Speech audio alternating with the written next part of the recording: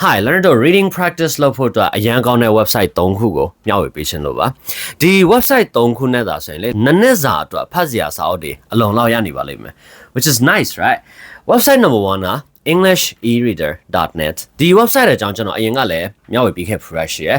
and graded readers စာအုပ်တွေဖတ်ချင်တယ်ဆိုရင်ကျွန်တော် recommend အလုပ်ဆုံး website ဟုတ်တယ်လောက basic level ကနေ advanced level အထိဖတ်စရာစာအုပ်တွေကို level လိုက်ခွဲပြီးတော့တင်ထားပေးတယ်တစ်ဆက်တည်းမှာဒီ website ကိုကျွန်တော်အရန်ကြိုက်တာပါလဲဆိုတော့စာအုပ်တွေအရှိကြီးတွေမဟုတ်ဗျာတလားစာအုပ်တိုလေးတွေပဲဟုတ်တယ်အခါများစွာမှာစာအုပ်တွေရဲ့အနှစ်ချုပ်တွေပါပိုင်ပါတတ်တာမျိုးဆိုတော့ maybe 10ရွက်15ရွက်အဲ့လောက်လေးပဲရှိတာမျိုးအများသောအားဖြင့် wit တွေဖြစ်နေရလဲပါတော့ဗောနော်ပုံမြင်လေးဇက်လန်တွေရှိနေတဲ့အခါကြောင့်လေဒါလေးစာဖတ်ချင်စိတ်တော့မရှိဘူးဆိုပြီးတော့တရွက်နှစ်ရွက်လောက်ပဲဖြစ်ဖတ်ကြည့်လိုက်မယ်ဆိုပြီးတော့မှစပြီးဝင်သွားလိုက်ရင်တော့မရက်ချင်တော့လို့အဆုံးထိဖတ်မိသွားတယ်ဆိုတာတွေမလို့ခဏတွေ့ရတတ်တယ်တေချာရာကစာဖတ်ပြင်းလွန်းပါတယ်ဆိုတဲ့လူတွေတော့မှဒီ website ကိုပေးလိုက်တာစာအုပ်နေ့တိုင်းမဖတ်ဘဲနဲ့မနေနိုင်ဘူးဆိုတဲ့အဆင့်တွေရောက်သွားတာမျိုးအရန်ကောင်းတဲ့ website ဟုတ်တယ်ဆိုတော့တို့စာဖတ်ရမှာပြင်းတဲ့ စာတွေအရှိကြီးတွေမဖတ်ချင် all level ခွဲထားတဲ့စာအုပ်ဖတ်ချင်တယ်ဆိုရင်ဒီ website တကယ်အကောင်းဆုံးဖြစ်ပါတယ် englishereader.net number 2 website ကတော့minibooks.net ဖြစ်ပါမယ်ဒီ website မှာ level ခွဲထားတဲ့စာအုပ်တွေတော့မရှိဘူး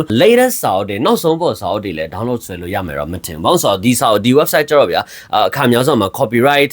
တက်တန်းကုန်သွားတဲ့စာအုပ်တွေကိုပဲအဓိကတင်တာဆိုတော့လေနည်းနည်းဟောင်းနေတဲ့စာအုပ်လေးတွေတော့ပို့ပြီးတော့တွေ့ရလိမ့်မယ်စာအုပ်လည်းအရင်တော့မစုံ9000ဝန်းကျင်တော့ရှိရလို့ပြောတယ်ဒါပေမဲ့ကိစ္စမရှိဘူးလို့ထင်တာပေါ့နော်ဘာလို့ဆိုတော့ learner တို့စာဖတ်တယ်ဆိုတာအကြောင်းအရာစိတ်ဝင်စားလို့ဖတ်တာမှမဟုတ်တာလောဆယ် English လေ့လာဖို့ဆိုရည်ရွယ်ချက်နဲ့ဖတ်တာဟုတ်ဆိုတော့အကြောင်းအရာအရေးမကြီးဘူးထင်တယ် English လို့ရေးရင်ပြီးတော့ကိုယ့်အတွက်လေ့လာစရာရှိပြီးသားလေနော်ဆိုတော့အစတော့စိတ်ဝင်စားစရာရှိတဲ့အကြောင်းအရာလေးတွေရှာပြီးဖတ်ကြည့်ပေါ့စိတ်ဝင်စားစရာအကြောင်းအရာတွေကုန်သွားပြီဆိုရင်တွေးတဲ့အကြောင်းအရာကိုစိတ်ဝင်စားမှုထည့်ပြီးတော့ဖတ်ပြီးတော့အဆင်ပြေရဗျာတကယ်လို့အဲ့လိုမှမဟုတ်ဘူးကွာစာအုပ်တွေလည်းအများကြီးလို့ချင်တယ်copyright ညှိတာတွေမညှိတာတွေလည်းဂီယူမဆိုင်ဘူး latest စာအုပ်တွေကစာဖတ်ချင်တယ်ဆိုရင်နော် website number 3 Z Library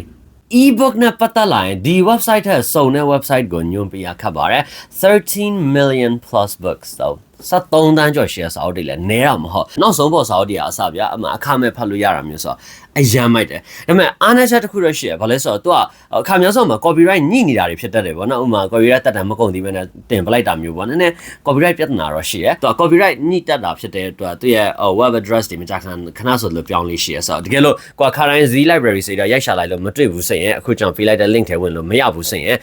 Wikipedia မှာရင်ရှာလိုက်Z library wiki ဆိုပြီးတော့မှရိုက်ရှာလိုက်အဲ့ဆိုရင် Wikipedia ထဲဝင်လာလိမ့်မယ်အဲ့ထဲမှာ Z library ရဲ့link လေးပေးလိမ့်မယ်အဲ့ link ထဲဝင်သွားပါတော့တကယ်လို့အဲ့ဒါရှုပ်သွားတဲ့ဆိုရင်လည်းနောက်မှ link မတွေ့တော့ဘူးဆိုရင်ကျွန်တော် video ရဲ့ comment ထဲမှာလာပြောဖို့ကျွန်တော် link တစ်ခုပြန်ရှာပြီးတော့မှပို့ထားပေးပါမယ်ပြီးတော့ Z library အရန်ကောင်းတဲ့ website ဖြစ်ပါတယ်ပြန်ပြောမယ်ဆိုရင်ဒီ website 3ခုဟာ learner တို့အတွက်စာဖတ်စရာစာအုပ်အနည်းဆုံးနည်းနည်းစာတော့အလုံးလောက်ရှိလိမ့်မယ်တေချာတယ်ဆိုတော့နောက်နည်းနည်း2020shit 6လပိုင်းအထိပါနော်ဘာစာအုပ်တွေဖတ်ရမလဲဘယ်နာနေဖတ်ရမလဲဆိုတော့မိခုမေးစရာမလိုတော့3နှစ်စာအလုံးလောက်ရှိရဲအရန်မိုက်တယ်တစ်ဆက်တည်းမှာစာဖတ်ခြင်းနဲ့ပတ်သက်ပြီးတော့ tip တချို့လည်းပေးထားခြင်းပါတည်းဒါတွေအရေးကြီးမဲ့ထင်လို့လေ number 1ကတော့ရှေ့ကပြောခဲ့တဲ့စကားပဲစိတ်ဝင်စားရအကြောင်းအရာကိုဖတ်ပါစိတ်ဝင်စားစရာအကြောင်းအရာကုန်ပြီဆိုရင်တွေးတဲ့အကြောင်းအရာစိတ်ဝင်စားမှုထည့်ပြီးဖတ်ပါဒါပါတော့ကိုက pre intermediate level ပဲဖတ်နိုင်တယ်ဆိုပါဆိုဒါဆိုရင်တော့ည pre intermediate ထဲကကိုစိတ်ဝင်စားရအကြောင်းအရာအရင်ဆုံးရှာဖွေပြီးဖတ်ပါနော်အဲ့လိုမျိုးမှမဟုတ်ဘူးကုန်သွားပြီဆိုပါဆိုတမို့လည်းတခုမှစိတ်ဝင်စားစရာမတွေ့ဘူးဆိုရင်လည်းတွေးတဲ့အကြောင်းအရာကိုစိတ်ဝင်စားမှုဖတ်ပါအရန်ကြီးမများကြီး because ကိုက English လေ့လာဖို့ဆိုရည်ရွယ်ချက်နဲ့ဖတ်နေတာဟုတ်တယ်အကြောင်းအရာအရေးမကြီးဘူးဆိုတော့ English ရေးထားတဲ့စာမှန်သမျှကိုကိုကစိတ်ဝင်စားနေရမှာဟုတ်တယ်အဲ့လိုလေအဲ့ဒီစိတ်ဝင်စားမှုတော့လောက်ယူပြီးတော့ဖြစ်ထည့်ပြီးပါနောက်ပိုင်းအကျင့်ပါသွားမယ်ဗျအဆင်ပြေရ and number 2အနေနဲ့ကတော့ EPUB file တွေကိုအဓိက download ဆွဲပေးပါပြောချင်တာ PDF file နဲ့ရှင်ကြည့်မယ်ဆိုရင်ပေါ့နော် EPUB file ကကြတော့ဗျဖုန်းနဲ့ဖတ်ရတာအရန်အဆင်ပြေတယ်စလုံး size တွေခြုံလို့ချက်လို့ရတယ်ဆိုတော့ phone screen မှာဖတ်ရတာအရန်အဆင်ပြေတယ်အဲ့လိုမှမဟုတ်ဘဲနဲ့ PDF file တွေပါတွေဆိုပါဆိုဒါဆိုရင်ကျတော့သူကphone screen နဲ့ဒီတိုင်းပဲကြည့်မယ်ဆိုတော့လေစလုံးကတည်တယ်အဲ့တော့ဒီလိုလဲပြီးတော့မှဖတ်မယ်ဆိုတော့စာရွက်ကိုအပြည့်မမြင်ရအောင်အဲ့တော့ manage လုပ်ရတာအရန်ခက်တယ်လို့ပဲကိုယ်ကဖြစ်တာပေါ့နော်တကယ်လို့ tablet ရှိရဆိုရင်တော့ maybe PDF file အဆင်ပြေနိုင်တယ် laptop တွေတော့မှတိတ်အဆင်ပြေပေါ့ဆိုတော့ PDF file ဆိုတာစာရွက်က download လာလေနော် laptop က screen ကအလျားလိုက်ကြည့်ဆိုတော့ကိုယ်ကတော့ဖြစ်တတ်တယ်ဆိုတော့ EPUB file